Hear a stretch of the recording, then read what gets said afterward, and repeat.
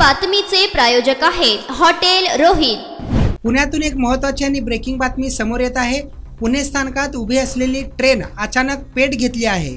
पुणे स्थानकात यार्डमध्ये उभ्या असलेल्या रेल्वेच्या एका डब्याला रात्री 2 वाजण्याच्या सुमारास भीषण आग लागली। ही आग नेमकी कशी लागली हे समजू शकले नाही। मात्र या घटनेची माहिती मिळताच अग्निशामक दलाने घटनास्थळी जात आगीवर नियंत्रण मिळविले आहे। पुणे रेल्वे स्थानकात क्वीन्स गार्डनच्या शेजारी यार्डमध्ये उभ्या असलेल्या रेल्वेच्या स्लीपर कोचच्या डब्याला मध्यरात्री भीषण आग लागली। ही आग एवढी भीषण होती की आगीचे लोळ मोठ्या प्रमाणात हवेत होते। या घटनेमुळे रेल्वे प्रशासनाची मोठी धावपळ उडाली। या घटनेची माहिती अग्निशामक दलाला देण्यात आली। अग्निशामक दलाचे 4 बंब घटनास्थळी दाखल झाले। त्यांना बऱ्याच दिवसानंतर स्थानकात उभ्या असलेल्या रेल्वेच्या एका डब्याला मोठी आग लागल्याचे निदर्शनास आले। अग्निशामक दलाच्या जवानांनी तातडीने आग विझवण्यास सुरुवात केली।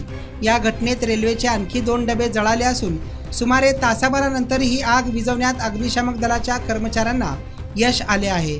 या घटनेत सुदैवाने जीवितहानी अथवा जखमी कोणी झालेले नाही।